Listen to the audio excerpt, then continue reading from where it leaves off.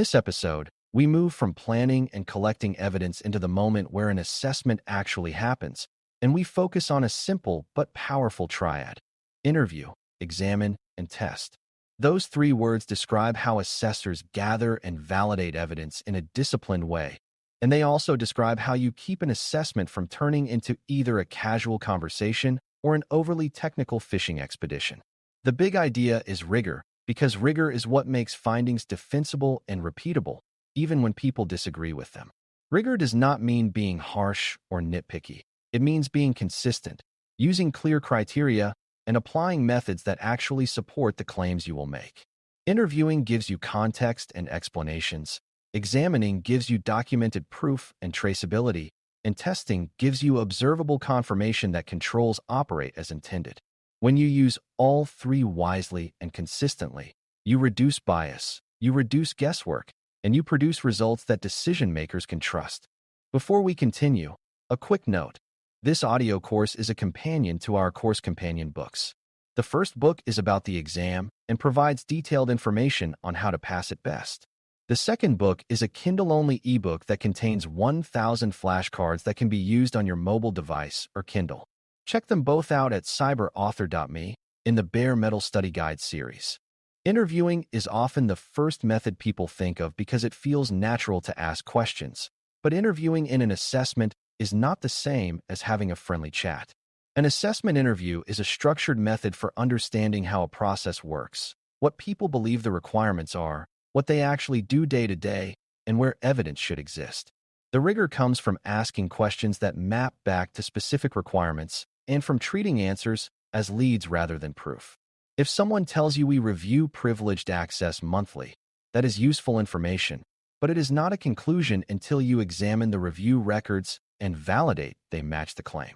Good interviews are also careful about roles, because the best answers often come from the people closest to the work, while the best oversight perspective comes from managers who review outcomes.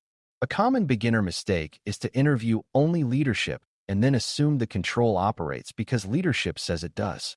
Another mistake is to interview only operators and miss the governance intent, which can lead to assessing an informal practice that does not actually meet formal requirements. Rigor means you plan interviews to cover both design and operation, and you document what was said in a way that supports later validation.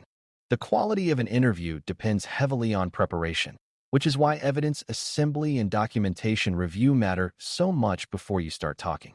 If you have read the policies, procedures, and system documentation, your questions become sharper and less repetitive, and you avoid wasting time on basic facts that are already in writing. Preparation also helps you notice inconsistencies, like a procedure describing a quarterly review while the interviewee claims it is monthly, which is exactly the kind of misalignment an assessment should surface. Another part of rigor is asking for examples without turning the interview into a live demo session.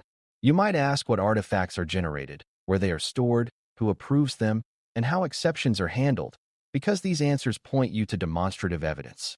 You also want to ask about frequency and timing, because controls often fail in the gaps between when they are supposed to happen and when they actually happen. A strong interview ends with a clear list of what evidence will be provided and by when, but it does that naturally through the conversation rather than by issuing demands. Done well, interviews reduce uncertainty and help you target examination and testing efficiently. Examining is the method of reviewing documents and records, and it is where many assessments either become strong or fall apart. Examination provides traceability, meaning you can link requirements to controls and link controls to artifacts that demonstrate design and operation. This includes policies, procedures, tickets, approvals, meeting minutes, review records, training completion reports, incident records, vendor assurance documents, and many other types of artifacts. The rigor in examination comes from evaluating not just whether an artifact exists, but what it actually proves. For instance, a policy may prove that management intended a process to exist, while a set of dated review records may prove the process was actually performed. Examination also requires attention to completeness and context, because a single artifact can be a one-off event rather than evidence of routine behavior. This is why time windows and sampling are so important, since you want evidence that spans enough time to be representative. Rigor means you avoid cherry-picking the best-looking artifacts and instead examine a sample that reasonably reflects reality, while documenting how you chose it. Another aspect of examination rigor is verifying the authenticity and relevance of what you are reviewing. Not every document in a shared folder is authoritative, and not every screenshot reflects current production conditions. You want to know who owns the document, when it was last updated, what environment it applies to, and whether it is actually used. This is where you learn to treat documentation as a claim about how the world should work, then confirm it with operational records or testing. Examination also involves identifying gaps and conflicts, such as a procedure that is missing an approval step required by policy, or records that show a process happening but in a way that contradicts written guidance. These gaps are not just paperwork issues. They are often signs of deeper control weaknesses, like unclear responsibilities or insufficient training. A rigorous assessor does not ignore these signals, but also does not overreact without corroboration. The right approach is to document the inconsistency, seek clarification, and then determine what the evidence supports. This keeps findings grounded and fair. Testing is the method that tends to intimidate beginners because it sounds like advanced technical work, but testing and assessments can be broader and more conceptually simple than that. Testing means performing some action or observation to confirm whether a control operates as intended. In governance-focused assessments, testing might include observing a process in action, validating that a configuration meets a standard, checking that a control produces expected outputs, or verifying that a process step cannot be skipped. The rigor comes from having clear test objectives, clear criteria for pass or fail, and consistent documentation of what was tested, when, and what the results were. Testing should be appropriate to scope and constraints, so it is not about poking everything until something breaks. Instead, it is about selecting tests that provide strong evidence for high-impact requirements.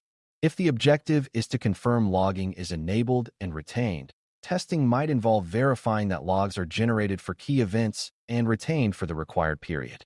The point is to produce observable evidence that supports a conclusion, not to demonstrate technical cleverness.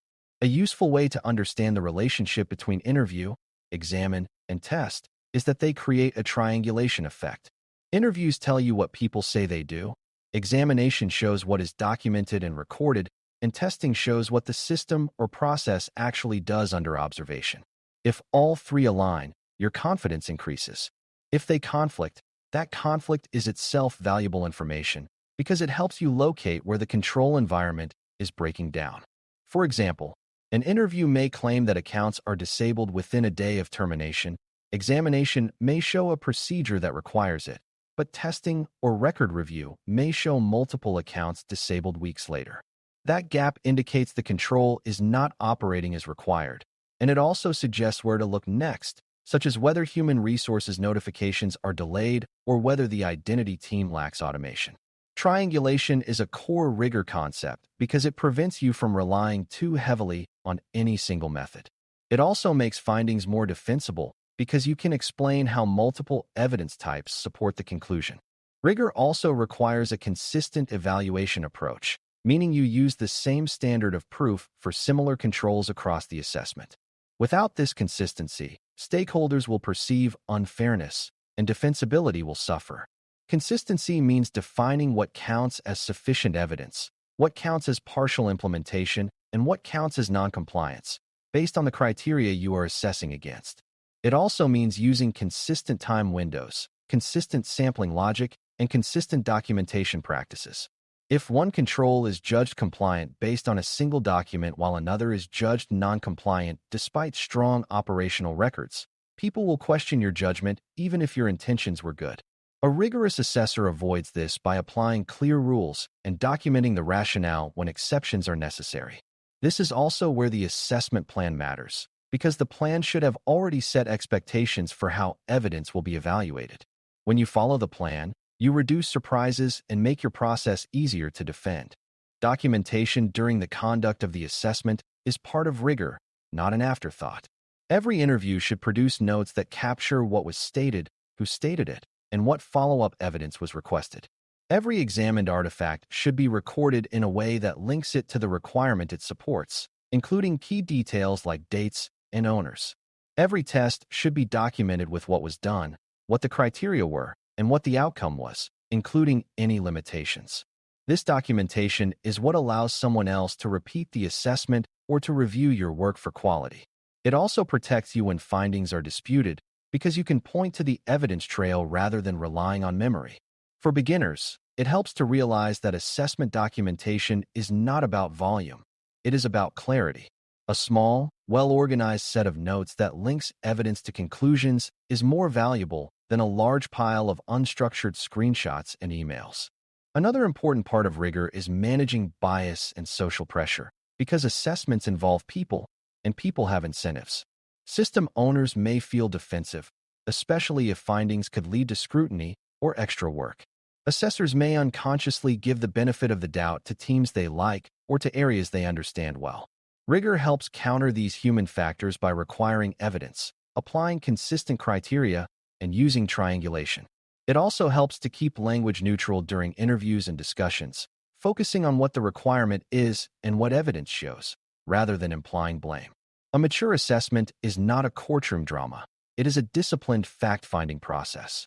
When you keep the focus on evidence and criteria, you reduce emotional escalation and increase cooperation.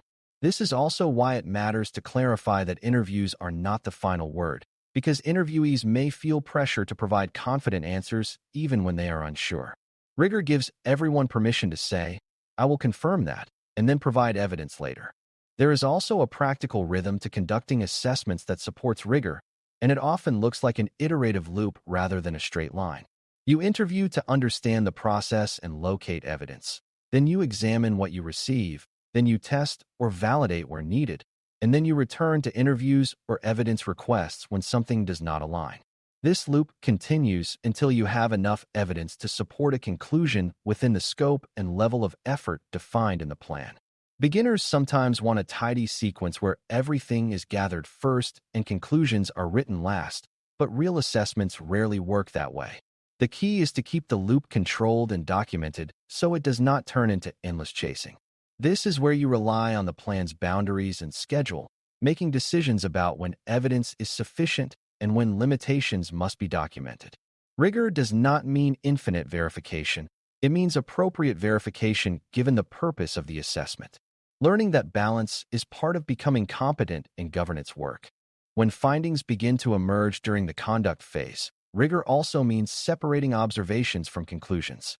An observation might be that access review records are missing for a given period, or that a procedure does not include an approval step, or that a system setting does not match the baseline.